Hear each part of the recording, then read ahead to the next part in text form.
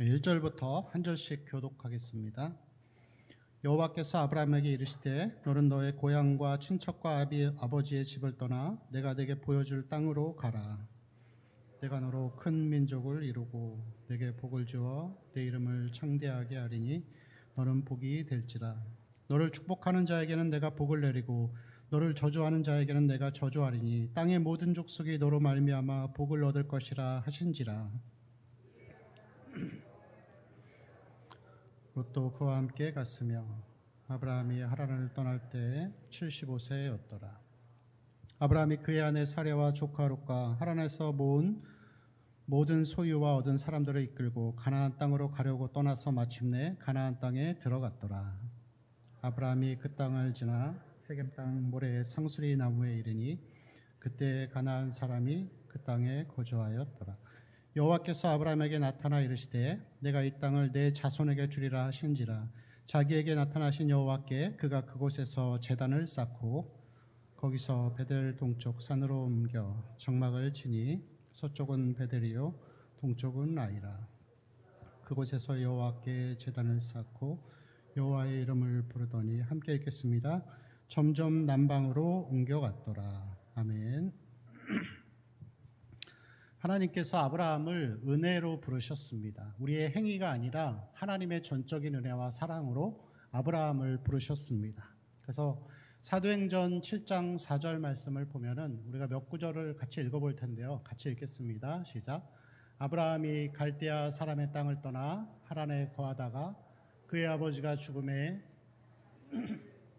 너희 지금 사는 이 땅으로 옮기셨느니라. 옮기셨다라고 이렇게 표현을 하죠. 자, 골로새서 1장 13절의 말씀도 보시면은 같이 읽겠습니다. 그가 우리를 흑암의 권세에서 건져내사 그의 사랑의 아들의 나라로 옮기셨으니 똑같은 표현이 나오죠. 자, 그 다음에 로마서 4장 2절을 볼까요? 같이 읽겠습니다. 만일 아브라함이 행위로서 의롭다 하심을 받았으면 자랑할 것이 있으려니와 하나님 앞에서는 없느니라. 아멘. 자, 출애굽기 19장 4절도 읽어보겠습니다. 내가 애굽 사람에게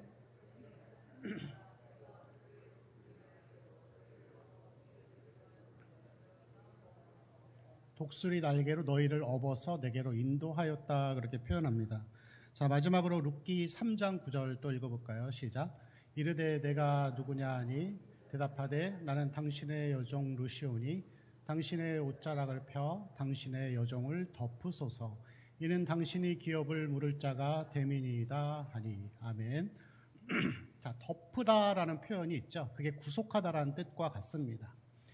여러분, 보아스는 이 베들레헴에서 굉장히 명망 있고 또 돈도 많고 또 이렇게 지혜로운 사람이었습니다. 그런데 이 룻은 어떤 사람이었죠?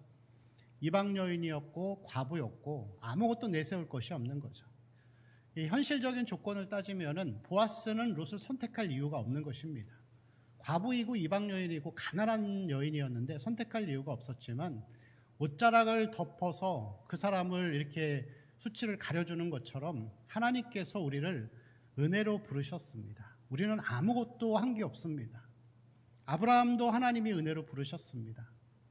아브라함 역시도 이 갈대아 우르에서 이방의 신을 섬기던 그 나라에서는 보통 가족들이 섬기는 가족신이 있었는데 가족신을 섬기던 이방의 사람이었습니다. 그랬던 그를 하나님께서 옮기셨죠. 가나안 땅으로 옮기셔서 은혜로 그를 구원하신 것을 우리는 볼 수가 있습니다. 여러분, 그렇다면 은혜를 받은 저와 여러분 우리 모두는 어떠한 존재이죠? 사무엘상 2장 8절 말씀 또 한번 읽어보겠습니다. 네, 같이 읽을까요? 가난한 자를 진토에서 일으키시며 빈궁한 자를 거름더미에서 올리사. 자, 가난한 자를 진토에서, 진토는 먼지란 뜻입니다. 먼지. 그리고 빈궁한 자를 거름더미에서 올렸죠. 거름더미는 말 그대로 이 배설물이죠. 성경이 우리 사람을 표현하기를 먼지이고 그냥 배설물이라고 이렇게 표현을 합니다. 사도 바울은 자기를 가리켜 죄인 중에 괴수라고 이렇게 표현하는 것이죠. 그렇지만 하나님께서 우리를 아무 조건 없이 우리의 모든 행위를 내려놓고 그냥 우리를 구원하신 것이라고 할 수가 있습니다. 그리고 우리는 하나님이 하신 이 은혜의 사건을 믿음으로 받아들이고 영접하면 바로 구원이 완성되는 것이죠. 여러분, 우리는 한 게 없어요. 우리는 믿음으로 고백하고 영접하면 끝납니다. 근데 하나님 입장에서는 너무나도 많은 것을 행하신 거예요. 구약의 수천 년의 역사 동안에 많은 일들을 계획하셨고 그 가운데 예수 그리스도를 예시하셨습니다. 하나님의 아들인 예수 그리스도가 사람의 몸을 입고 이 땅에 오셔서 말구유에서 태어나셨습니다. 자라고 성장하는 그 가운데에서 아무 이름 없이 사셨고 공생애를 사역하는 그 기간 동안에 사람들의 관심과 사랑보다는 멸시와 수치와 조롱과 고난을 받으면서 헐벗고 굶주리며 사시다가 결국에는 제자들에게도 배반당하고 십자가에서 죽으셨습니다. 우리는 아무것도 안 했지만 하나님 아버지의 입장에서는 가장 큰 희생을 치른 거예요. 자기 아들을 내어준 것입니다. 그래서 여러분, 우리는 모든 신앙생활의 첫 번째가 이 하나님의 구원 사건을 기억하면서 그 은혜에 감사하는 삶을 살아야 할 줄로 믿습니다. 우리는 먼지입니다. 우리는 구원받은 이후에도 여전히 죄 가운데 살기를 좋아하고 여전히 여러분, 우리는 죄의 삶을 사랑하는 사람들일 뿐입니다. 그럼에도 불구하고 하나님이 우리를 사랑하시고 이 사랑의 사역을 이루시기 위해서 아들을 희생하셨다는 것을 우리는 늘 마음속에 기억하고 우리가 예수 죽인 것을 우리 몸에 지니면서 예수의 생명을 나타내는 그러한 삶이 되어야 할 줄로 믿습니다. 오늘 이 말씀 가운데에서 보면은 이제 아브라함이 가나안 땅으로 들어가는 그러한 장면들을 보여주고 있죠. 자, 창세기 그 전장입니다. 11장 31절 말씀 우리 같이 읽어볼까요? 시작. 데려가 그 아들 아브라함과 하란의 아들인 그의 손자 롯과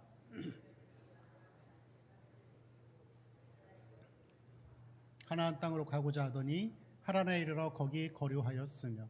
자, 데라가, 아버지인 데라가 아들인 아브람과 며느리와 이 조카를 데리고 갈대아 우르를 떠나서 하란에 거류하게 됩니다. 여러분, 떠남의 주체가 누구이죠?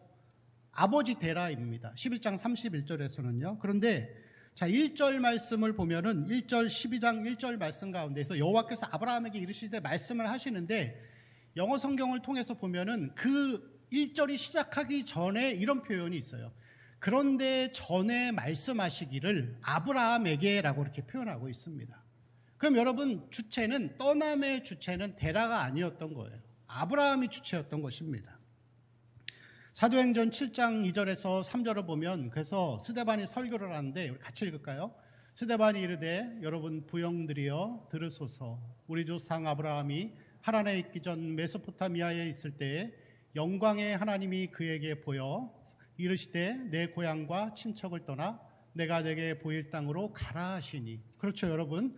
아브라함에게 말씀하신 거예요. 그러니까 데라가 데려오긴 했는데 아버지이기 때문에 데라를 먼저 이름을 뒀겠죠.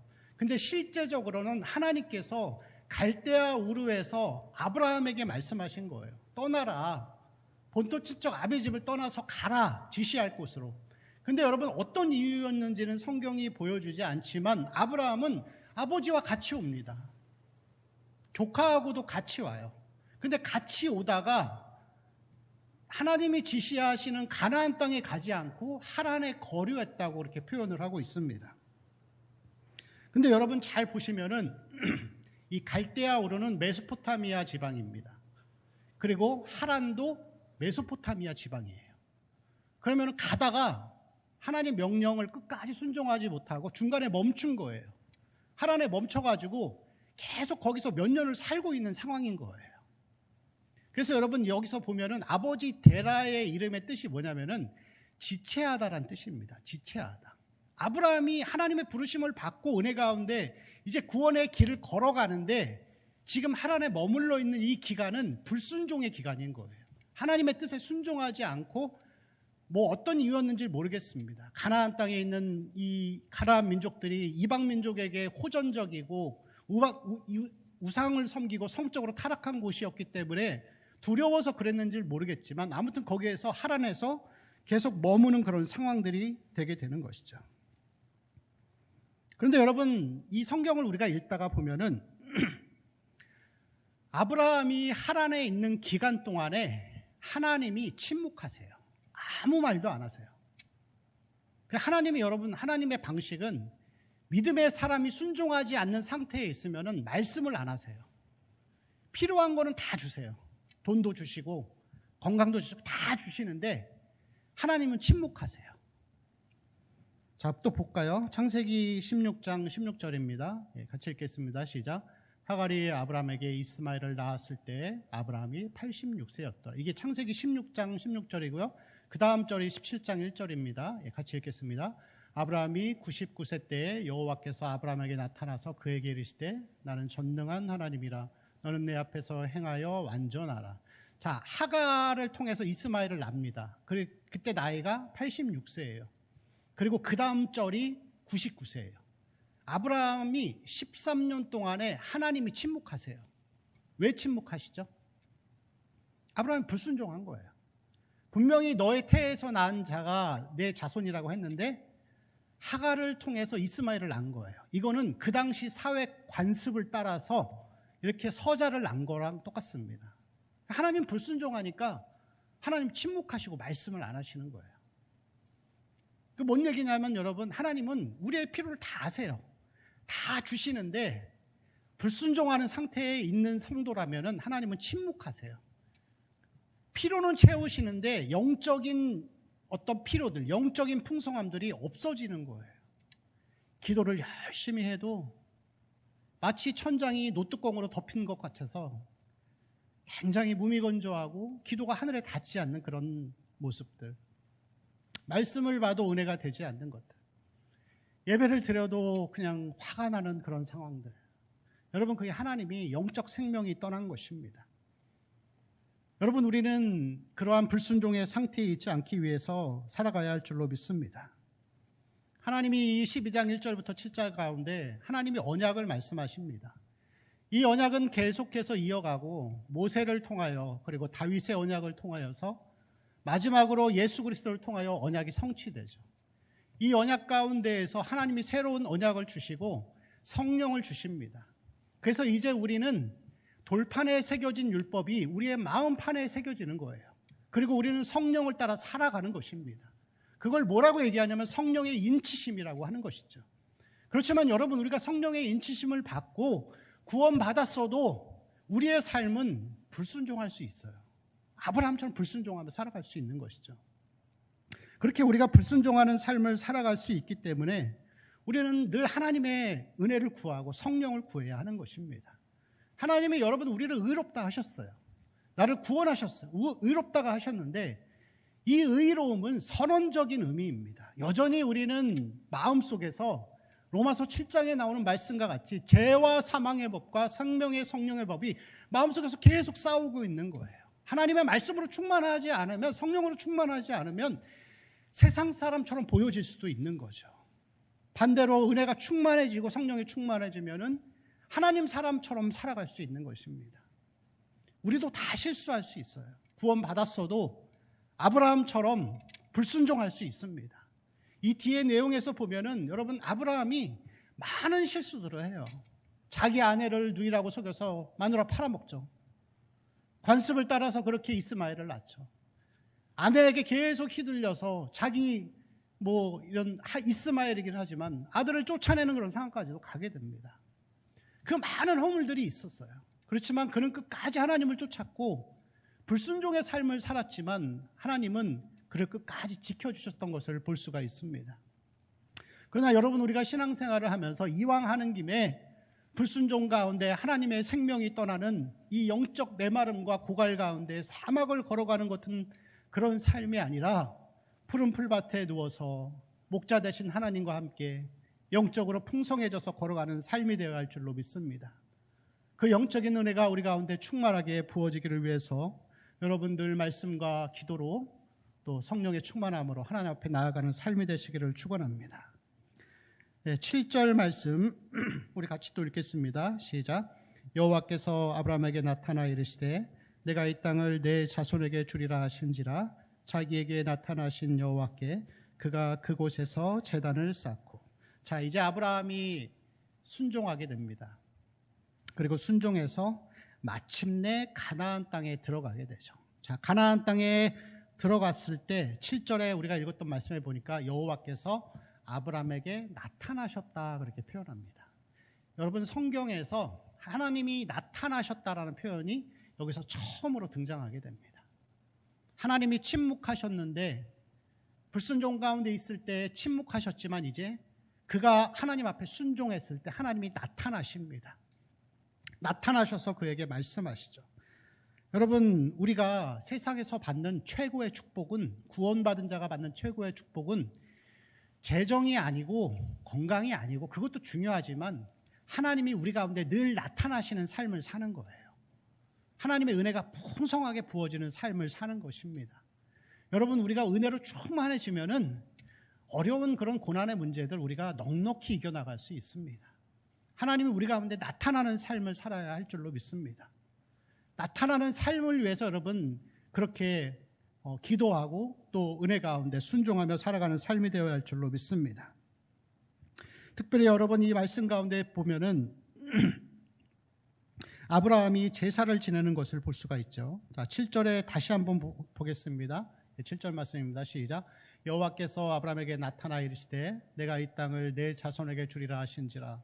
자기에게 나타나신 여호와께 그가 그곳에서 제단을 쌓고, 자, 제단을 쌓았죠. 여기서 제단을 쌓고 8절도 보실까요? 8절을 보시면은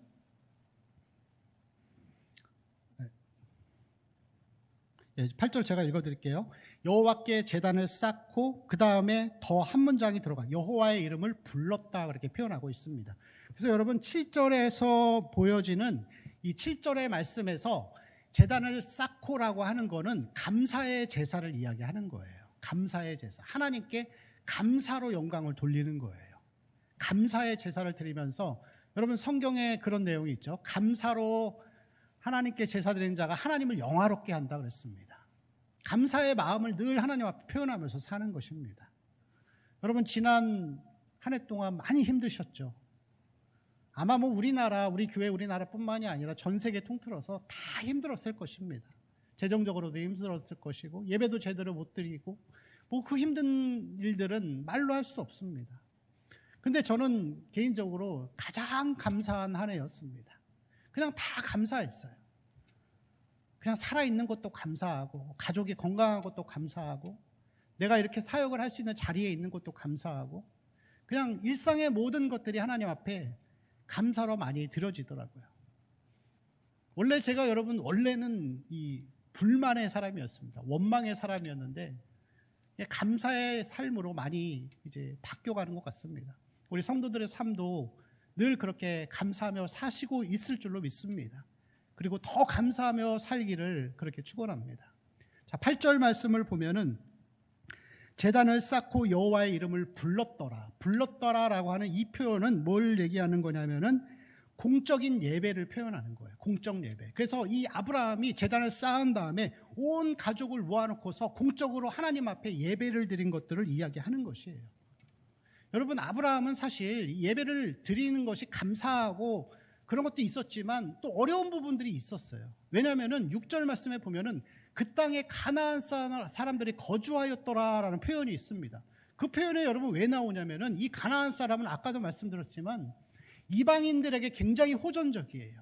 배타적인 거예요. 그래서 이 아브라함이 계속 옮겨 다니잖아요. 남방으로 갔다가 이렇게 옮겨가는 과정들이, 그런 위협들이 있었을 거예요. 그러한 상황 가운데 또 바알과 아스다롯을 섬기는 이 성적으로 타락한 이 문화 가운데에서 하나님의 도움을 구할 수밖에 없었던 것입니다. 여러분, 우리도 똑같습니다. 우리가 살아가는 세상이 결코 그렇게 우리에게 친밀하고 협력적이지 않습니다. 교회에 대해서 그렇게 호의적이지 않습니다. 믿는 사람들에 대해서 그렇게 여러분 세상이 좋게 보지 않습니다. 우리가 대면 예배 못하고 하니까 교회에서 반발이 자꾸 나잖아요. 근데 여러분, 그 세상에 있는 사람들이 우리가 예배를 드리는 것에 대해서, 못 드리는 이유에 대해서 이렇게 설명을 해요. 니네 헌금 적게 나와서 돈 모자라서 그러냐? 자기들의 관점으로 보는 거예요. 근데 세상은 이해를 못 하잖아요. 우리가 왜 이렇게 현장에서 예배를 드려야 하고 왜 하나님 앞에서 예배를 드려야 하는지 우리는 알잖아요. 영적으로 우리는 아니까 이 예배를 소망하는 건데 세상은 이해를 못 해요.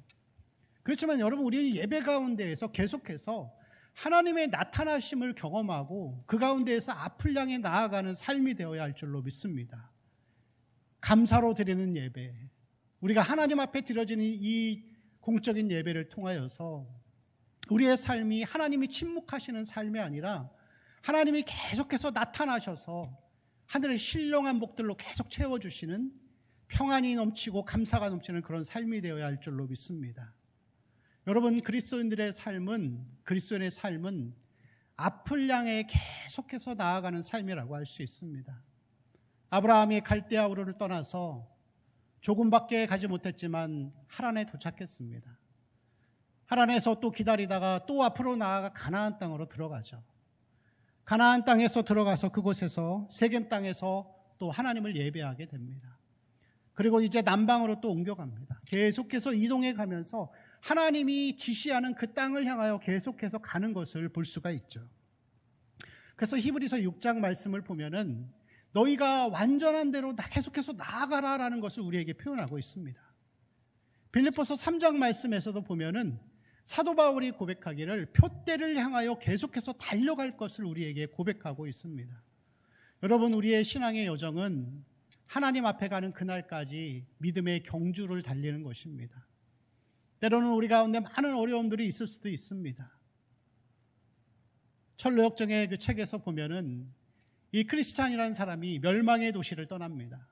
그 도시를 떠나서 이제 앞을 향해 나아가는데 때로는 이 사망의 음침한 골짜기를 지나가기도 합니다. 어두운 골짜기를 지나고 또 때로는 절벽과 낭떠러지가 있는 그러한 낙심의 골짜기를 계곡을 건너가기도 합니다.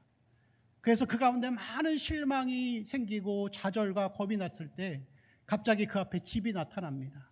평안이라는 사람이 사는 집인 거예요. 하나님이 주신 평안이라는 사람을 만나서 그곳에서 목을 축이고 밥을 먹고 휴식을 취하면서 다시 또 앞을 향해 계속해서 나아가는 그 삶을 볼 수가 있습니다. 여러분, 우리는 앞을 향하여 계속해서 나아가는 삶을 살아가는 자들입니다.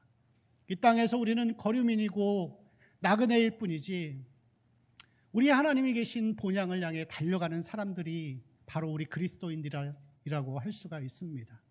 뒤의 것은 잊어버리고 앞을 향해 나아가는 삶이 되시기를 축원합니다. 매일의 우리의 삶 가운데에서 하나님이 나타나셔서 그 하나님의 은혜에 충만한 가운데에서 우리가 이 어려운 일들을 잘 헤쳐나가면서 그렇게 나아가는 우리 성도들의 삶이 되시기를 축원합니다.